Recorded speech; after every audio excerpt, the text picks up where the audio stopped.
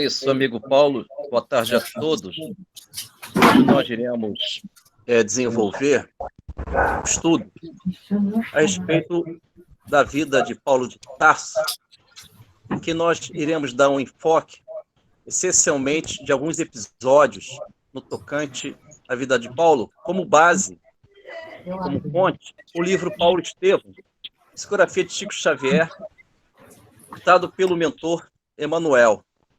Então, o propósito nosso, meu e do Paulo, é apresentarmos alguns fatos que ocorreram no cristianismo primitivo. E Paulo de Tarso, como todos nós sabemos, ele é para todos uma referência de heroísmo, de erguimento e de profunda reflexão a respeito do valor da vida, mas no sentido espiritual. Existe o episódio que todos nós conhecemos, um fato já consagrado na história do cristianismo primitivo, quando Paulo estava a caminho de Damasco. Sabemos todos nós, segundo Emmanuel, Cristo se apresenta com uma vestimenta e estabelece um diálogo com Paulo de Tarso. Paulo literalmente cai do cavalo ou do camelo. Alguns historiadores mencionam que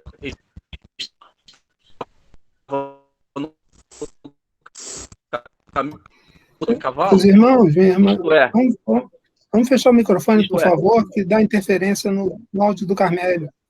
Vamos fechar o microfone, por favor, todo mundo. Desculpa, Carmélio. Não, tranquilo, amigão. Então, o Paulo de Tarso, a caminho de Damasco,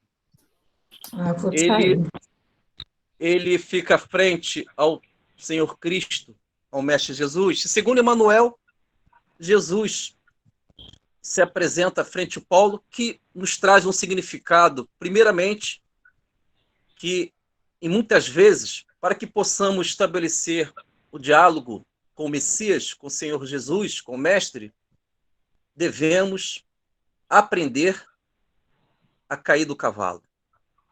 Cair do cavalo, podemos dar diversos significados, mas o que vem à minha mente é tentar aliviar, esvaziar o nosso ego com as coisas do mundo para que possamos entender a vida e a presença do Cristo em nós, em nossa intimidade.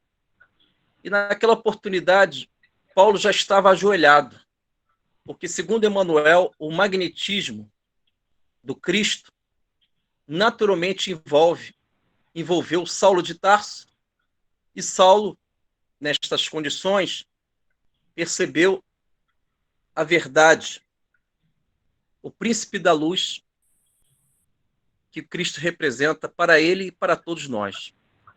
E Emmanuel, ele faz uma divisão sobre a vida de Saulo, que é o Saulo no mau combate e Paulo, o bom combate. Isso identifica para todos nós algumas referências. Nós vivemos, em algumas vezes, a condição de Saulo, ainda no mau combate, se identificando que pessoas são alvos, pessoas são antagonistas dos nossos pensamentos, dos nossos desejos. E quando ainda estamos na condição de Saulo, temos uma grande dificuldade de entender os sinais divinos, a vida que pode nos conduzir ao monte que vamos nos consagrar com a elevação espiritual, ou ainda podemos ficar na condição de Saulo, no mau combate, numa situação do vale da vida. Ainda ficamos no vale, vemos muito pouco, e os símbolos norteiam as nossas vidas, como nortearam o cristianismo primitivo. Vejamos, no vale da vida, a nossa observação a respeito do ecossistema é muito pouco. No Vale da Vida, observamos, talvez, algumas plantações sem expressões da grandeza daquela natureza. Mas quando subimos ao monte, elevamos a nossa condição mental e o nosso psiquismo, entra em sintonia com o Cristo no monte, entendemos a vida como um todo, os abismos, os riscos dos predadores, e conseguimos nos identificar com Paulo de Tarso no bom combate. Há um fato no livro Paulo Estevão, no capítulo A Morte de Estevão, primeira parte, eu gostaria de apresentar aos amigos. Para quem já leu, deve lembrar a morte de Estevão, já que ele foi condenado pelo Sinédrio e o Saulo ainda estava no mau combate. Estevão, segundo Emanuel, foi um dos grandes mártires do cristianismo primitivo. E é interessante, Estevão, para Paulo, provocou no Paulo de Tarso um novo ser, uma espécie de fecundação. Estevão fecundou no coração de Paulo o Cristo. E esta relação de um irmão mais velho provocar o renascimento do Cristo no Saulo, que se tornou Paulo, isto também existe em nós.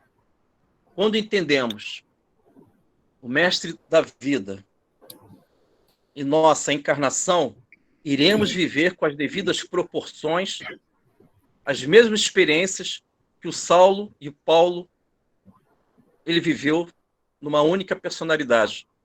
Isto é, iremos viver o nosso caminho a Damasco, iremos viver com um Estevão mais próximo da gente, que pode ser um grande amigo, um grande pai, uma mãe, um filho, ou um livro, um pensamento. E tais fatos vão provocar em nós esse erguimento da condição de espírito imaturo, que ainda somos, porque nós estamos caindo do cavalo, a exemplo de Paulo de Tarso, a caminho de Damasco. Nós, de forma reiterada, ainda temos algumas inclinações para o passado, por isso que caímos do cavalo, mas quando entendemos a beleza da mensagem do Cristo revelado pelo livro Paulo Estevão, nós assumimos a condição do bom combate, a condição do Paulo em nós. E no o Carmelo capítulo... de sete porão, né? Oi? O Saulo estava no porão, né? Lembrando a tua apresentação semana passada. Né? Muito bem lembrado, Paulo. Muito bem lembrado. O Saulo estava no porão, a casa mental do livro No Mundo Maior, capítulo A Casa Mental, série André Luiz. O Saulo no porão, ao conhecer Cristo, ele estabelece uma nova ordem íntima. Ele percebe que ele deve aflorar esse ser luminoso que está adormecido. Mas para que isso aconteça, é necessário o consciente, o tempo presente. Desenvolvendo o discernimento, avaliando, se situando no universo, onde eu me encontro, num planeta provas e expiações. Segundo Allan Kardec, no Evangelho segundo o Espiritismo, num planeta de provas e expiações, o mal prevalece. Então, primeiramente, eu devo me situar. Aonde eu me encontro no universo? No planeta provas e expiações. Então, eu preciso desenvolver valores. Eis aí a saída do porão da casa. Devo permanecer no primeiro pavimento, que é o primeiro andar, e com isso eu me lanço para o futuro.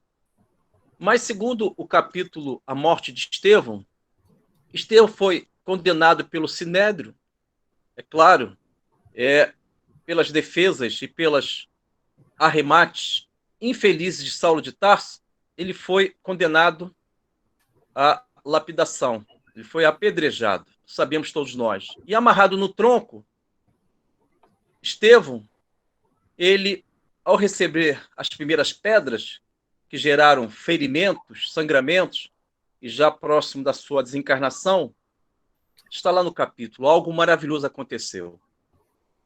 Estevão, um espírito extraordinário, um Marte, seus olhos espirituais se abrem para o ambiente espiritual daquele templo israelita, em que ele foi condenado à lapidação. Não sei. E ele percebe e vê o Senhor Jesus. Segundo Emmanuel, está lá a expressão: a corte celestial está presente. Estevão amarrado no tronco, e em volta do tronco, os emissários celestiais de Jesus envolvem o corpo e a presença de Estevão. Isso na vida espiritual. E Estevão ergue os seus olhos e rasga-se o céu daquele ambiente. E vem caminhando, os braços abertos, o Messias, Senhor Jesus. E vai até o encontro de Estevão, ferido, sangrando, e Jesus coloca as mãos sobre as feridas, sobre a face de Estevão, e Estevão sente, e Emmanuel narra. Aquela dor passou a ser suave, e ele sentiu uma profunda paz.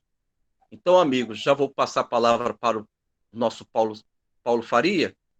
Quando as nossas feridas, quando as nossas inquietudes, quando sangrarmos, devemos lembrar, com a mente e o coração em Cristo, que o sangramento, a dor, as inquietudes da vida podem ser suavizadas pelas mãos sagradas do Mestre, o Mestre amigo, o Mestre que está sempre com cada um de nós. Então, Estevão simboliza isso.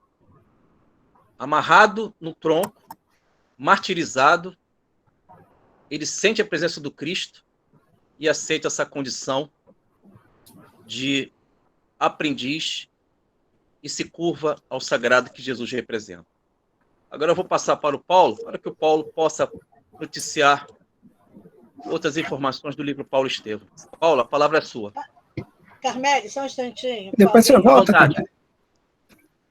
Sim, eu vou voltar. Quando você fala, quando Paulo, que a gente lembra bem, cai do cavalo, ele, naquele momento, ele dá um passo tão grande, quando ele vê Jesus, né? Jesus fala com ele, ele não pensa em mais nada, apenas ele diz: o que queres que eu faça? Perfeito. Isso aí, Catinha, que maravilha. Isso. O que queres que eu faça? O eu já está a favor do Cristo, não é isso? Exatamente. E Jesus completa, foi muito bom te lembrar isso, Cátia. Jesus completa ao dizer para o Saulo, dizendo o seguinte: é necessário você entrar na cidade. E ao entrar na cidade, claro, existe o fato, existe também os símbolos que envolvem. Entrar na cidade é o ativismo, é o cristão ativo, para que ele possa percorrer essa porta estreita, que é a porta do Evangelho do Senhor Jesus. E Ananias recebe ele. E ele fica cego, né?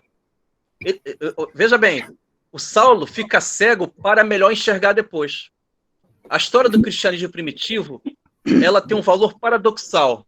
A linguagem é outra. A cegueira para o cristão é a melhor forma de ele enxergar. O limite físico é a melhor forma de ele dimensionar as coisas. Pois não, Paulo? Ele fica cego com os olhos físicos, né? Mas abre a visão espiritual, né? Perfeito. Quem vai curar ele é quem? É quem ele estava indo prender, né? Isso. Muito bem, Paulo. É isso, Ananias. Carmelo, Hernandes, vou dar um palpite aí. Jesus deixou um ensinamento também que se aplica aí, que o reino dos céus é tomado pela violência.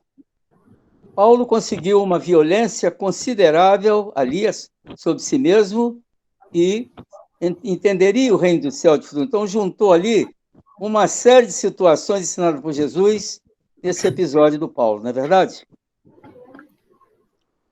Perfeito. Essa é a visão, porque a violência interna, isto é, o Paulo teve a coragem de crucificar o seu eu infantilizado em favor do Cristo, né? O que queres que eu faça? Lembrando as palavras da Cátia.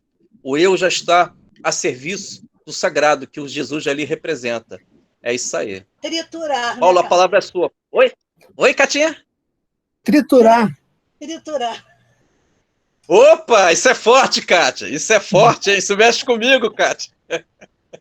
Bom, gente, para começar, né? Saulo vem do nome Shaul, que é o nome judeu, né? Saulo é a mesma coisa que Shaul. Saulo era de origem judaica, filho de judeus da tribo de Benjamim. E ele era de uma família absolutamente rica, influente dentro da política, influente dentro da religião. E o Império Romano tinha naquela ocasião, tinha uma estratégia de ocupação muito sábia, porque ele não mexia com as tradições religiosas e políticas de cada povo que ele invadia. Ele deixava lá como quietinho, né, o comandante da cidade, político, comandante religioso, que dominava territorialmente tudo. E assim eles conquistaram toda a Europa, a Ásia Menor, norte da África, se transformaram na potência que se transformou. Falavam o latim, e enquanto isso, né, Saulo foi criado, educado com os maiores mestres gregos. Aprendeu o grego como ninguém. Amava a Grécia. E falar grego naquela ocasião era como falar inglês hoje. Então, Saulo teve muitas facilidades naquela ocasião e foi inteligente nos seus planejamentos. Para quê? Divulgar o evangelho do nosso Mestre Jesus. O Império Romano construiu estradas, cidades, guardas, correios. E Saulo, antes de iniciar as suas viagens missionárias, desde o encontro que o Carmélio falou com Jesus, até começar as suas viagens missionárias, foram cerca de 10 anos, sendo que 3 foram no deserto, né, Carmélio? É isso aí. Você não ia falar do deserto? Sim. Então, manda ver. Temos, na condição ainda de Saulo, após a sua conversão, Saulo de Tarso, ele resolve se retirar para o deserto após, isso na primeira parte do livro Paulo Estevão. Saulo, orientado por Gamaliel, ele havia uma necessidade de Paulo de Tarso viver reflexões profundas. Eis aí um ensinamento para todos nós. Precisamos conhecer um pouco da nossa intimidade. Necessitamos perceber, dimensionar quem realmente somos. E Saulo de Tarso, ele se desloca para o deserto de Dan. E no deserto de Dan, ele tem contato, isso na antiga Europa, ele tem contato com um casal cristão, Áquila e Prisca, em que este casal, durante 3 anos na tecelagem, trabalhando, era ofício de Paulo de Tarso, mas, ao final da tarde, segundo a narração de Emanuel do livro Paulo Estevão, os 3, Áquila, Prisca e Saulo, eles abrem os pergaminhos do Evangelho do Senhor Jesus, de Mateus, e eles desenvolvem estudos a respeito do Evangelho do Mestre. E naquele período de 3 anos, o Saulo, que é o nosso Paulo de Tarso, desenvolveu o que a doutrina espírita, os espíritos superiores, orientam a todos nós: transformação, reforma íntima, para que possamos entender em que existe uma batalha interna. Esta batalha, que são personalidades que tentam se atualizarem, tentam direcionar as nossas vidas, quando boas, maravilhoso. Mas quando vivemos ainda tendências, inclinações que se identificam com o mundo transitório, precisamos, de forma muito pedagógica, não menosprezar, mas transformar, o Paulo ele é mestre nisso. Como transformar as impurezas de nós para que essas perfeições, estas melhoras possam acontecer e ampliar. E eu me lembro que o Paulo de Tarso, ele, em diálogo com Barnabé, ele viveu uma experiência, ele e o Barnabé viveram uma experiência, isso está na parte 2 do livro Paulo Estevão, talvez os amigos conheçam. Barnabé e Paulo resolveram propagar o cristianismo primitivo, o evangelho do Senhor Jesus. E eles, ao caminharem por aqueles ambientes em diversas cidades da Europa antiga, uma delas Tarso, a cidade natal do próprio Paulo, eles resolvem descansarem e dormirem numa floresta. E chegou o crepúsculo e a noite se consumou. Eles estavam com uma lamparina, Barnabé e Paulo conversando a respeito da beleza do evangelho do Senhor Jesus. E o Paulo falava o seguinte: Barnabé, este tesouro que nós conhecemos, vejam bem, amigos, uma floresta escura, o diálogo de Paulo de Tarso com Barnabé é dessa natureza. Para eles, o evangelho do mestre é um tesouro. Só que haviam 2 ladrões que escutavam tudo. Os ouvidos desses irmãos imaturos, que representam os ladrões, o tesouro era algo material. Para Paulo e Barnabé, o tesouro era o evangelho. E naquele episódio, os ladrões, ao ouvirem, imaginaram que fosse realmente um tesouro, que levaria esse mapa, que é o evangelho, para um tesouro. E as palavras de Paulo é próximo disso. Barnabé, quando a humanidade descobrir que o evangelho vai nos levar a um tesouro, e o Paulo abriu o pergaminho. Foi necessário para que os ladrões alcançassem Paulo e Barnabé e ameaçaram as suas vidas. E o ladrão perguntou: que tesouro é esse que você estava falando para o teu companheiro? O Paulo não perdeu o equilíbrio e resolveu, mesmo assim, propagar a verdade do Cristo. Falou o seguinte: é verdade, de fato, é um mapa que vai levar um tesouro. Então me dá isso aqui. O ladrão roubou os pergaminhos de Paulo, e aí o Paulo falou: esse tesouro, esse pergaminho, esse mapa, realmente vai levar você para um tesouro. Colocou isso no ar, os ladrões roubaram, além dos pergaminhos, dinheiro, alimentos. Mas a palavra de Paulo, ao final desse episódio, diz o seguinte para Barnabé: Barnabé, tenhamos confiança em Deus. Nos caminhos que nós iremos percorrer, por mais que nós não tenhamos alimentos, dinheiro, mas nos caminhos as frutas vão cair das árvores e as folhas, os galhos vão propiciar as sombras que nós precisaremos no calor do sol da vida. Esse é o Paulo, o gigante. Paulo Faria, fica à vontade. Tem que dizer que é o Paulo de Tarso, né? Senão pode esquecer desse detalhe. Paulo Faria, eu falei, Paulo Faria agora é você. Tem que diferenciar bem, entendeu? O nanico do gigante. Bom, gente, voltando aqui, então, existe uma interpretação psicológica para esse momento que o Carnélio falou para a gente, né, do encontro de Saulo, né? Porque Saulo, a tradução, o nome em grego-romano já era Paulo, né? Então, ele já era Shaul, já era Saulo, e quando ele se converte, né, e decide fazer as suas viagens missionárias, é claro que ele não ia usar o nome de Saulo, né? Ele usa o nome de Paulo, ele vira Paulo de Tarso. Agora, imaginem esse homem apaixonado que era. Ele tinha convicção daquilo que ele estava fazendo quando ele defendia o Velho Testamento, Moisés.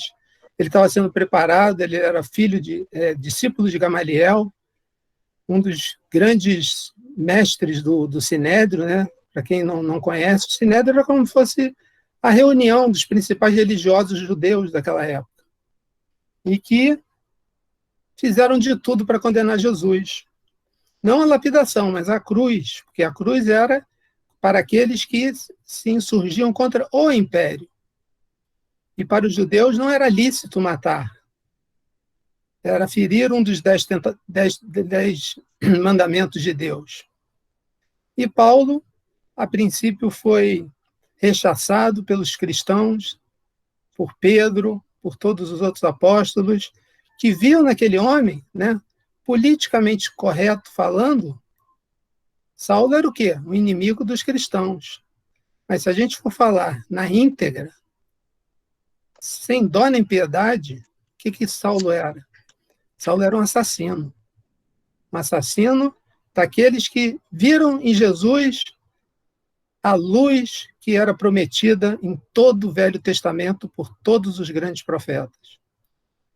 E ele, quando viu, né, tamanha inteligência dele, tamanho conhecimento dele, que ele estava na frente daquele que ele esperou durante anos e anos, que foi educado para crer que o Messias estava chegando, ele se vê ali frente a frente com o Messias. E a cabeça dele gira 360 graus. Mas ele, em nenhum momento, ele se acovarda ou tem uma atitude de fuga. Não, Senhor Jesus, eu não sabia. O Senhor me enganou, né? Lá no Velho Testamento está dizendo que o Senhor ia vir num carro de fogo, né? Cheio de anjos e tal. O Senhor nasceu lá numa cidadezinha pequena, filho de um carpinteiro. Como é que eu ia saber que era o Senhor? Pô, o Senhor me enganou, né, Jesus? E aí ele iria fugir. Ou então ele ia chegar numa outra fuga psicológica e dizer: ah, Senhor Jesus, eu não sou digno de você. Ia fazer a vítima, né? Ia se vitimizar. Eu não sou digno, né? Como, infelizmente, alguns irmãos espíritas fazem, né? Ai, que na outra encarnação eu fiz isso, eu mereço sofrer. Não, ninguém merece sofrer. Deus nos ama incondicionalmente. E ali, Saulo sente o amor incondicional encarnado em frente a ele, se sente absolutamente amado, apesar de ter feito tudo o que ele fez. E ele, como o Carmélio falou, né, só tem uma palavra a dizer. Ele parte para a ação, que é o que todos nós precisamos fazer. Que queres que eu faça? Ele quer agir, ele tem pressa para recompor, ele tem pressa para trabalhar para o bem, ele tem pressa para equilibrar tudo aquilo que ele fez. E ele planeja as suas viagens, né? E a Beth vai colocar para a gente aí o primeiro roteiro para vocês verem o que é que esse homem fez e o que é que ele trabalhou para que hoje a gente tivesse as nossas mãos Bíblias, para que a gente tivesse as nossas mãos, codificado por Allan Kardec, o Evangelho segundo o Espiritismo. E aqui, rapidamente, né? Essas aqui são as rotas que ele fez pelas cidades que ele visitou. Olha o que esse homem andou. Não tinha avião, não tinha carrinho. Era no lombo do burrinho. Várias cidades da Ásia Menor, da Macedônia, da Grécia, da Acaia, da Galícia.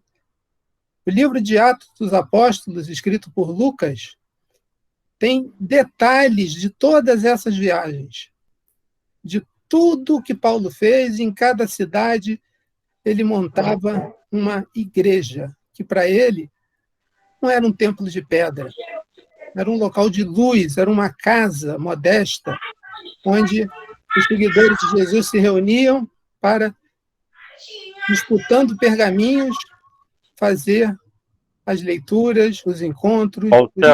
Pois não? Ô, Celso, interrompendo um pouquinho aí, eu queria saber se existe alguma diferença entre a palavra Saulo, a origem dela, e a palavra Paulo, se existe algum antagonismo. Não, é igual Peter e Pedro. Peter é Pedro em inglês. Pedro é Pedro em português. Entendeu? Shaul é judeu. Sim. Saulo, né, para ficar mais fácil. E Paulo era o correspondente romano. Ah, tá. Entendeu? Tá. Então, entendi, aqui, ó. agora. Panfilha, Antioquia, Corinto, e aí ele vai viajando, mas não a turismo, né? Não a passeio. Ele vai levando a palavra de Jesus, fundando casinhas, fundando igrejas.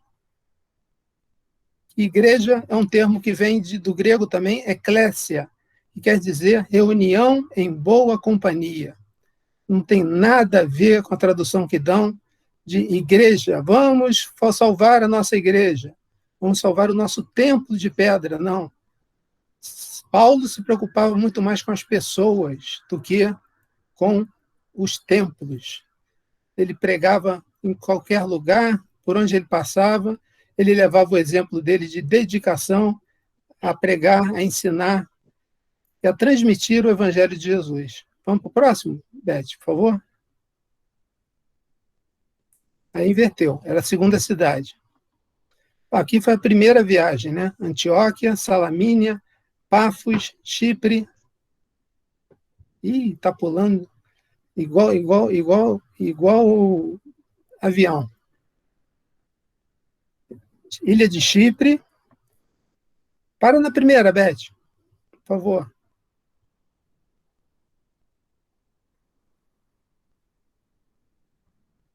Então vamos de segunda. Segunda viagem, ele passou nessas cidades aqui, rapidamente.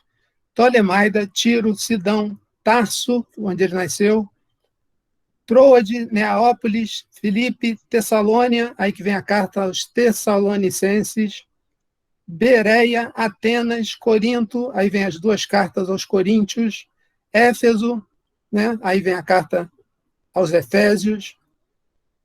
Próximo, Beth, por favor. Terceira viagem, Derbe, Lístria, Icônio, Antioquia da Psídia, Éfeso de novo, Asson, Neápolis, Filipo, aí vem a carta aos Filipenses que ele escreveu, Antílopes, Corinto de novo, Atenas, Bereia, Tessalônia, Mileto, Pátara, Tiro, Cesareia e Jerusalém. Haja fôlego, né? Olha o quanto Paulo andou para, dentro de si, ter como missão cumprida, levar o Evangelho de Jesus e equilibrar um pouquinho tudo que ele tinha feito. Mas tudo que ele tinha feito pelo Velho Testamento, ele faz ainda mais pela nova aliança que Jesus veio ensinar para todos nós. Vamos para a próxima, Beth? E aí, a gente fez aqui um pequeno resumo, né, que a gente vai passar rapidinho. Paulo, posso te interromper? Claro, pode. Uma coisa que eu sempre tive dúvida, qual idioma, como ele conseguia se fazer entender em lugares tão diferentes, e os idiomas, por exemplo, ele foi para a Grécia, ele foi para Roma, e ele fez toda essa viagem pelo Oriente Médio. Em que idioma ele falava? Eu nunca consegui alcançar essa capacidade. Era sempre o grego? É do grego. O grego é como é o inglês para a gente hoje.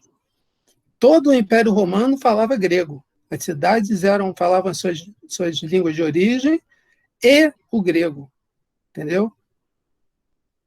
Tá, joia. Isso você esclareceu muito para mim, porque eu nunca consegui responder essa pergunta. Posso falar um pouquinho? Claro, Aparecido. Pode falar, olha, claro. Ele falava o hebraico porque as chamadas igrejas, normalmente ele procurava os degradados filhos de Israel. Então, judeus, normalmente, né? Eram na casa de judeus, onde ele podia falar o hebraico. Aqueles que sabiam, para os demais, era o grego. Quando muito, o latim, porque ele era um poliglota fantástico. Então, era isso aí. Ele falava o latim, o hebraico, o grego e outras. Parecido. E me ajuda que eu esqueci. Qual foi a primeira igreja originariamente gentílica, que deu até uma confusão, virou o primeiro concílio de Jerusalém? Ah, querido, sinceramente, não estou lembrado agora. Você me pegou pelo pé. Antioquia da Síria. Carmelo não sabe? Quando a Cida não sabe, o Carmelo sabe. Quando o Carmelo não sabe, a Cida sabe. Não sei não, Kátia. Vamos lá em frente. Que pena, cara. O que tem de texto? O que Paulo visou quando ele escreveu aos Romanos? Paulo nos deixou nessa carta a mais completa exposição da sua doutrina. Nos 11 primeiros capítulos, explica que a justificação é, antes de tudo, um dom gratuito que se alcança, olha só aonde ele pegou, hein? Como ele pegava pesado. Que se alcança pela fé em Cristo e não pelas obras da lei judaica. Ele vira o disco completamente. Por isso que ele foi perseguido, né? Acabou morrendo em Roma, né? Os 5 últimos capítulos são normas para a boa vida cristã. Vamos ver aqui, vamos escolher um. Vamos escolher um. Roberto, passa para o próximo, por favor.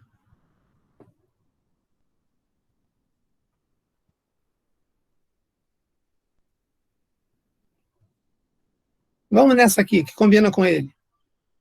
Epístola aos Romanos 12, 2. E não vos conformeis com este mundo, mas transformai-vos pela renovação do vosso entendimento, para que experimenteis qual seja a boa, agradável e perfeita vontade de Deus. Transformação, reforma íntima, mudança de comportamentos. Vamos para a próxima, Beth? Se vocês quiserem, eu deixo esse arquivo depois, né, para vocês lerem com calma em casa, né, porque aqui não dá, isso aí é para falar um mês. Eu ia te pedir isso para compartilhar para a gente. Eu deixo, sim. Resumo da primeira epístola aos Coríntios. Ainda bem que a gente não está em São Paulo, né, que senão ia ter um palmeirense aí que ia aparecer e aí ia causar uma briga, né? Paulo, nessa carta, deixa aos cristãos de Corinto, denuncia certos abusos como rivalidades entre eles, olha lá, naquele tempo já tinha isso, né? Briga dentro da igreja, dentro da religião, dentro da casa espírita, competição, vaidade, né? O homem não muda, né?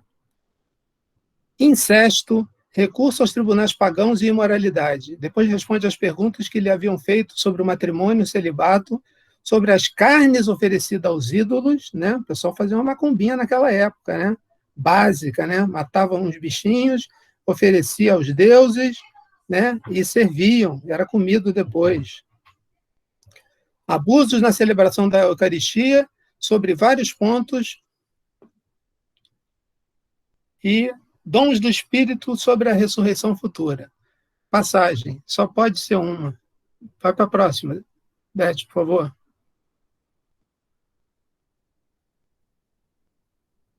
Mais umazinha.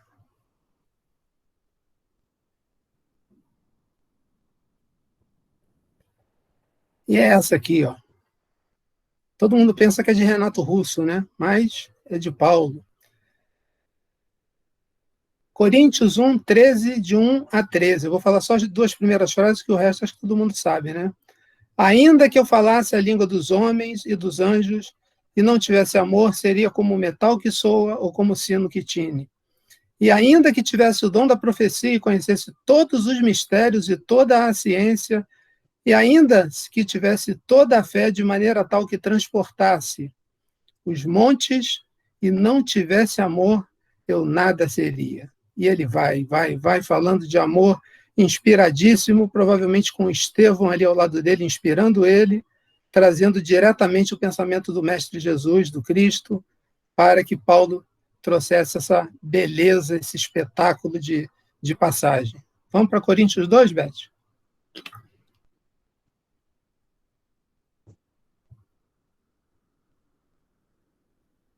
Paulo, no começo dessa carta, defende-se das acusações de inconstância no seu apostolado, de orgulho e motivos interesseiros em seu trabalho.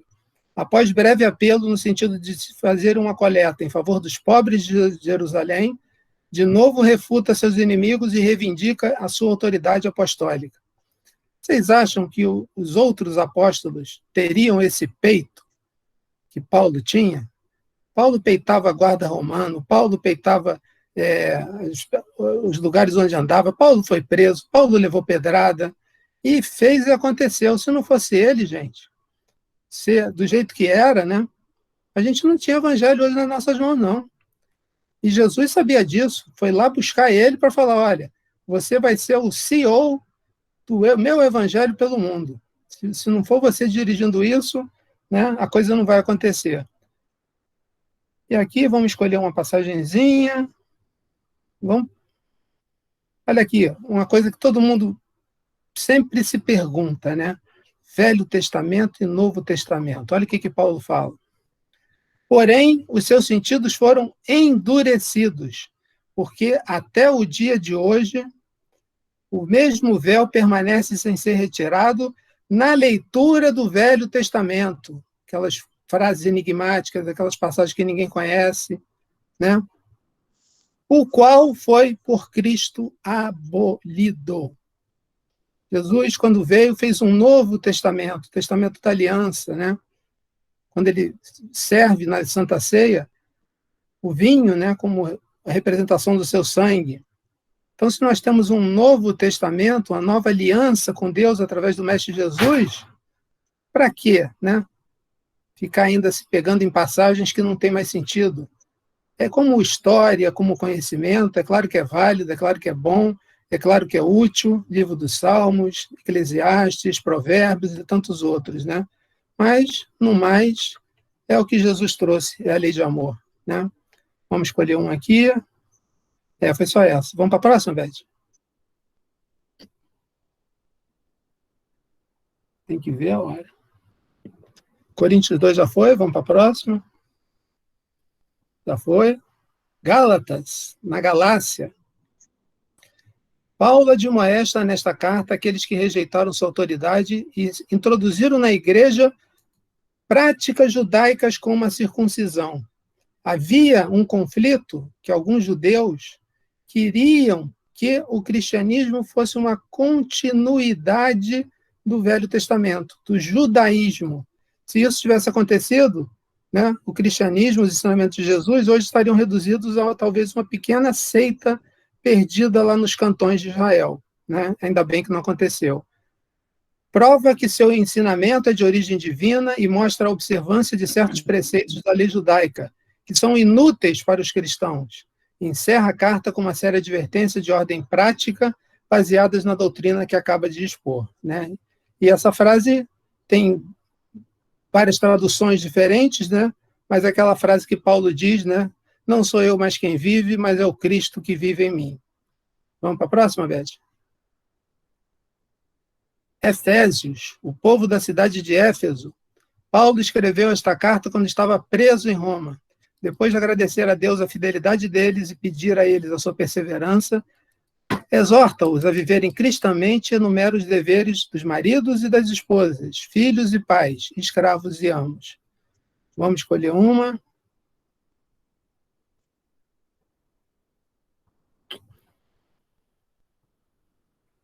Vai para a próxima, Beth, por favor. Essa aqui é boa. Por que não temos que lutar contra a carne e o sangue? É a luta que está se travando agora no mundo espiritual, né? Mas sim contra os principados, contra as potestades, contra os príncipes das trevas desse mundo, contra as hostes espirituais da maldade nos lugares celestiais. Efésios 6, 12. Vamos para a próxima?